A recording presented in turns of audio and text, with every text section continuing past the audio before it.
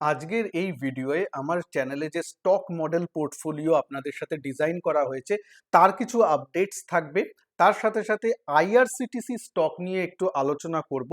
আহ, এখন কেনা যায় কিনা, কেনার স্তরে এসেছে কিনা, কারণ রিসেন্টলি অনেকটা কারেকশন হয়েছে আইআরসিটিসি স্টকে। অনেকেরই প্রশ্ন আসছিল, আমার হিন্দি চ্যানেলেও প্রশ্ন আসছে, তাই আমি ভাবলাম যে একটা ভিডিও তৈরি করা অবশ্যই দরকার, যেখানে একটু ডিটেলস আলোচনা করব এই বিষয়ে। আর আপনাদের আরও যদি কিছু কোয়ারি থাকে নিচে কমেন্ট বক্সে কোনো স্টকের উপর বা এই উপর জিজ্ঞেস করবেন। আমি তাহলে অনেকের যদি একই স্টকের উপর জানার ইচ্ছা থাকে তাহলে আমি তার ভিডিও একটা বানিয়ে এক্সপ্লেন করে দেবো, কারণ এক লাইনে লেখা সম্ভব নয়। স্টক হলে তার চার্টে একটু বলতে হয়, বোঝাতে হয়, কারণটা বোঝাতে হয়, না হলে না জেনে বুঝে স্টক নেওয়া বা কোনো ইনভেস্টমেন্ট যে কোনো প্রকারের করা কিন্তু উচিত নয়, তাহলে কিন্তু ক্ষতিই হয় লাভের থেকে। তাই জন্য অবশ্যই সবকিছু জেনে শুনে নেবেন। আর একজন একটাই স্টকের উপর যদি অনেকের প্রশ্ন থাকে তাহলে আমি অবশ্যই সেপারেট ভিডিও বানিয়ে আপনাদের অবশ্যই সাহায্য করব, ঠিক আছে? তো চলুন শুরু করি। প্রথমে মডেল পোর্টফোলিওটা জেনে নিই। মডেল পোর্টফোলিওটা আমরা এই উইকেই চালু করেছিলাম, আপনারা জানেন। প্রথম এই 5টা স্টক আমরা গত দুদিনে অ্যাকুমুলেট করেছিলাম 50-50% করে। তো সুতরাং সেটা তো পুরো টাকাটাই চলে গেছে। আজকে 3টে স্টকে আমরা ইনভেস্ট করেছি। সুতরাং পুরো এই যে আমরা 60% আমাদের অ্যামাউন্টটা আমরা লাগাবো ভেবেছিলাম, সেই মানে আপনি যদি পোর্টফোলিও করেন তার 60% অ্যালোকেশন আমরা কিন্তু করেছি এইখানে। প্রত্যেকটা কারণ আমার আগের সিরিজ ভিডিওতে চালু আছে, তো সেই ভিডিওগুলোর লিংক কিন্তু আমি নিচে কমেন্ট সেকশনে পিন করে দিয়েছি, ডেসক্রিপশন বক্সেও পাবেন। তো ঠিক আছে, আজকে HUL, Hindustan Unilever, Bharti Airtel আর সিপলা, এই 3টে স্টকে আমি কেনাকাটার কথা বলেছিলাম, এবং মানে এর আগের দিন বলেছিলাম যে আমি কিনছি বা এই পোর্টফোলিওতে অ্যাড করছি। সেই অনুযায়ী আমি এখানে করেছিলাম, এবং আপনারা জানেন আমার হিন্দি চ্যানেলে আমি সেটা পোস্টও করি কমিউনিটি পোস্টে। দুর্ভাগ্যবশত এই চ্যানেলে এখনো পর্যন্ত সাবস্ক্রাইবারের সংখ্যা কম, তাই জন্য কমিউনিটি পোস্ট ট্যাবটা ইউটিউব থেকে দেয়নি। এটা পাবো যখন আপনাদের যদি আপনারা সাবস্ক্রাইব করুন, এই জন্য চ্যানেলটাকে বলি, তাহলে আমি এখানেও ওখানেও আপডেটসগুলো কুইকলি দিতে পারবো। তো যাই হোক, সেইগুলো আমি সব এখানে রেখেছি। দেখুন এই এই স্টকগুলো তো আপনি দেখতেই পাচ্ছেন। আর 40% ক্যাশ হাতে রেখেছি, কারণ এইটা রেখেছি কিছু অপরচুনিটিস, নতুন যদি কোনো স্টক আমার নজরে আসে, কিছু অপরচুনিটিস ভালো যদি পাই। কিছু আমার ওয়াচ লিস্টেও আছে, যখন সেটা বলার হবে আপনি নিশ্চয়ই আমার সাথে শেয়ার করবে, এবং আপনারা জানেন 1-2 দিন আগেই আমি সেটা শেয়ার করি। এবং তাছাড়া আপনারা কিছু যদি অপরচুনিটি তৈরি থাকে বাজারে, ধরুন কোনো সেক্টর একটু ভালো মুভমেন্ট আমি দেখতে পাচ্ছি মিডিয়াম টার্মের জন্য, হয়তো সেটা লং টার্মের জন্য হবে না, কিন্তু একটু শর্ট টার্মে দেখতে পাচ্ছি যে মুভমেন্ট ভালো হতে পারে, বা কোনো স্টক আছে, সেইগুলোর প্রতি এই 40%টাকে রাখছি। বা কোনো আইপিও এলো, সেটাই ধরুন সেকেন্ডারি মার্কেট থেকে কেনার ইচ্ছা আছে, তো তার জন্য কিছু লিকুইড ক্যাশও হাতে রাখছি 40%, ঠিক আছে? আপাতত এর মধ্যে একটা দুটো আমি নতুন আরো স্টক অ্যাড করতে পারি, তখন এই ক্যাশটাকে ইউজ করব।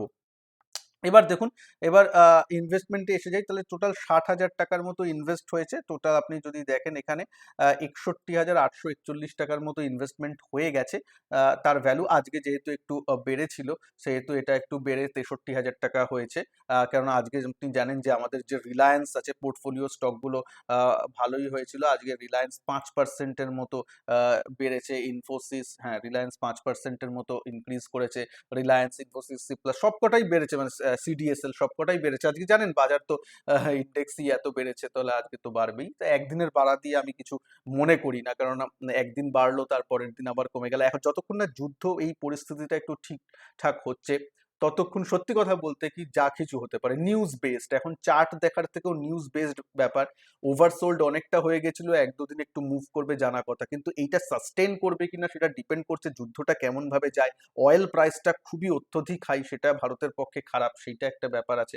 সুতরাং অনেক মাল্টিপল ফ্যাক্টর আছে। তো যাই হোক, আপনার টোটাল 3% প্রফিটে আপনি দেখতে পাচ্ছেন। আপনারা এই জিনিসটা একটা স্ক্রিনশটও নিতে পারেন যদি আপনারা চান, স্ক্রিনটা পজ করে, যে কি কি স্টক আছে, কত দামে, টোটাল কি আছে, এই জিনিসটা যদি চান। আমি যদিও যখন আমার উইকলিতে ডিটেল আরেকটু অ্যানালিসিস করবো, এগুলো তো একটু শর্ট ভিডিও, ওইখানে তখন কিন্তু টোটাল আমি ব্যাপারটা আপনাদের সাথে আরো ডিটেলসে করব, যে এক একটা ইন্ডিভিজুয়ালি স্টকের কেমন পারফরমেন্স হয়েছে। সপ্তাহে, ঠিক আছে? তো এবার দেখুন এই এই ব্যাপারটা হয়ে গেল। এবার কুইকলি আমি দেখে নিই যে আমাদের আইআরসিটিসিতে কি হচ্ছে। শুধু আইআরসিটিসি নয়, যদি আইআরসিটিসির চার্টটা খোলা আছে সামনে, শুধু আইআরসিটিসি নয়, আপনি যদি দেখেন অনেক mid cap small cap stock বা ভালো কোয়ালিটির মিড ক্যাপ স্টকও, Indian Energy Exchange, even IEX, যেটা one of the best company, one of the monopoly টাইপের কোম্পানি, তারাও কিন্তু অনেকটা কারেক্ট করেছে। সব স্টকই কারেক্ট করেছে, ইভেন সিডিএসএল কারেক্ট করেছে। আপনার ভালো ভালো স্টক, টোটাল আপনার বড় লার্জ ক্যাপে তো Hindustan Unilever, Asian paints, Maruti সবকটা কারেক্ট করেছে। তো সেই জিনিসগুলো তো অবশ্যই আছে, কিন্তু তার সাথে সাথে এই আইআরসিটিসি, এই জিনিসগুলো আমাদের অনেকের পোর্টফোলিও তে আছে বা অনেকে নিতে চায়। তাই আমি আইআরসিটিসির উপর ভিডিওটা বানাচ্ছি। দেখুন এখানে কি হয়েছে ব্যাপারটা। প্রথম কথা হচ্ছে, এটা ডেইলি চার্টে যদি আপনি দেখেন, এখানে কিন্তু প্রচুর বেড়ে গেছিল, ব্যাপারটা লক্ষ্য লক্ষ্য করুন। এটা যখন যাচ্ছিল কিন্তু এই সব জোনে কিন্তু নেওয়াটা খুব রিস্কি হয়ে যেত। রিস্কি কেন হতো দেখুন, মানে ফান্ডামেন্টালি যখন যদি দেখেন আপনি, আজকের দিনেও কিন্তু সরি, আজকের দিনেও কিন্তু এটার যে পিই রেশিও, সেটা কিন্তু 100-র কাছাকাছি, যদি আমি খুব একটা ভুল না করি। সুতরাং যতই ভালো কোম্পানি হোক, মনোপলি হোক, একটা ভ্যালুয়েশনেরও ব্যাপার থাকে। তা যখন এই হাইটে যখন গেছিল, মানে এত উঁচুতে, তখন কিন্তু আরো অনেকটাই মানে বাজে হয়ে, মানে পিই রেশিওটা বেড়ে গেছিল, যেটা ফান্ডামেন্টালি একটা ওভার বট জায়গায় চলে। কিংবা এবার এখানে যদি আপনি ডেইলি চার্টে আরএসআই গুলো দেখেন, যেটা আমি বলি যে টেকনিক্যালিও একটু দেখা উচিত, সেই জিনিসগুলো দেখুন ওভার বট পজিশনে ছিল। সুতরাং এখান থেকে একটু কারেকশন হওয়াটা ঠিক। এখন যেমন একটু আরএসআইটা ঠিক জায়গায় এসেছে, এখনো একদম যে আপনার ওভারসোল্ড, আপনারা হয়তো দেখতে পাচ্ছেন না, আমি একটু পিছিয়ে দিই, হ্যাঁ, এখনো যে একদম আরএসআইটা আপনার ওভার সোল্ড জায়গায় তা কিন্তু নয়, ঠিক আছে? তাও একটা মিডিল। আর একটা দেখুন, এটা হচ্ছে ডেইলি চার্টে আপনার 200 ডেজ মুভিং অ্যাভারেজ, যেটা কিন্তু একটা সাপোর্টের কাজ করে অনেক স্টকের ক্ষেত্রে অনেক সময়। তাই জন্য এই এরিয়াটা কিন্তু একটা সাপোর্ট জোন আছে, এই সাপোর্টটাকে ভাঙলে কিন্তু অনেকটা দূর আসতে পারে, ঠিক আছে? তখন কিন্তু আপনার ফ্রি ফল, তখন আপনার এই যে জোনটা আছে, এই এই জোনটাই কিন্তু নেক্সট সাপোর্ট, যেটা মানে অনেকটাই দূর, ঠিক আছে? তার আগে একটা ছোট্ট সাপোর্ট জোন আছে, এই জোনটা, এটা আমি এটাও ড্র করি, ধরুন 650 টাকার কাছাকাছি। সেইটা যদি ভাঙে তাহলে কিন্তু পুরো আপনার 500 টাকার কাছাকাছি আসছে, মানে অনেকটাই আপনি দেখতে পাচ্ছেন। সুতরাং প্রথম যে আপনার সাপোর্ট জোন 650, এখন 737 টাকার আশেপাশে চলছে, 750 টাকা ধরুন। তাহলে তাহলে 550, 200 টাকার কিন্তু এখনো গ্যাপ আছে, যে এতটাও যদি সাপোর্টটা ভেঙে যায় 200 ডেজ মুভিং এভারেজ, তাহলে কিন্তু আরো নিচে আসতে পারে। সেদিকে একটু নজর রাখবেন। এবার তারা যখন এবার বলবে যে সঞ্জয় দা, তাহলে কি আমি এখানে একটু কেনাকাটি করতে পারি? এখানে তো একটু 200 ডেজ মুভিং অ্যাভারেজ 700 টাকার আশপাশে আছে, ধরুন রাউন্ড ফিগারে কথা বলছি আমি, কারণ এখানে তো মেন ইনভেস্টিং এর উপরেই কথা হয়, 700 টাকার আশেপাশে আছে। তাহলে দেখুন, মানে আমি যদি হতাম আর আমাকে যদি আইআরসিটিসি নিতেই হতো, প্রথম কথা আমি এখনো আইআরসিটিসি নিতাম না, যদি না আমি একদম দেখতাম যে চার্টে কনফার্মেশন আসছে, এখানে একটা সাপোর্ট দুদিনের জন্য নিয়েছে, আমাকে তো একটু দেখতে হবে এই সাপোর্টটা থাকে কিনা বা কেমন করে, কারণ অলরেডি প্রচুর এটা হাই প্রাইস স্টক। হ্যাঁ, তাও যদি কাউর ধরুন নিতেই হয়, তাও এটা ফিনান্সিয়াল অ্যাডভাইস নয়, আপনি নিজের ডিসিশনেই নেবেন, কিন্তু আমি বলবো যদি নিতেই হয় তাহলে একটা স্ট্রিক্ট স্টপ লস নিয়ে নেবেন। সেটা কি, আপনি অ্যাটলিস্ট ধরুন 5% নিচের দিকে, এটা ইনভেস্টমেন্ট নিয়ে বলছি, এটা কোনো সুইং ট্রেডিং নিয়ে আমি কথা বলছি না, ইনভেস্টমেন্টেও একটা স্টপ লস রাখতে হয়। আপনি যদি নিতেই চান, নিতেই হয়, তাহলে 700 টাকার নিচে একটা, আরো ধরুন 20-30 টাকার নিচে 650 টাকার কাছাকাছি একটা, বা 660 টাকার কাছাকাছি একটা স্টপ লস নিয়ে আপনি দেখতে পারেন জিনিসটা। কিন্তু স্টপ লস এক্ষেত্রে অবশ্যই দরকার, কেন হাই ভ্যালুয়েশনের স্টক, ঠিক আছে? ফান্ডামেন্টালি যতই ভালো হোক, ফান্ডামেন্টালি খুব ভালো কোম্পানি, মনোপলি বিজনেস, কিন্তু কিন্তু এটা ভ্যালুয়েশনেরও একটা ব্যাপার আছে, ভ্যালুয়েশন একটু অনেকটা হায়ার সাইডে, কিন্তু একটা সাপোর্ট জোনে আছে। সুতরাং যদি আপনারা কেউ নিতে চান, স্টপ লস নিয়েই কাজ করবেন।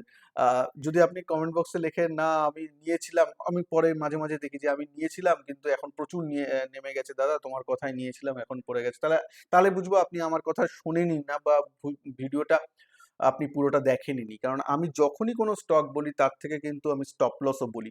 স্টপ লস ছাড়া কখনো আপনি ইনভেস্টিংও করবেন না, ট্রেডিংও করবেন না। স্টপ লস এতটাই, যতটা লস আপনি নিতে পারেন, তাছাড়া আপনি শেয়ার মার্কেটে আসবেন কেন? যদি আপনি লসটাকে বাড়াতেই থাকেন, তাহলে আপনি কেন আসবেন শেয়ার মার্কেটে? হ্যাঁ, তাহলে আপনি ব্যাংক এফডিতে পয়সা রাখুন।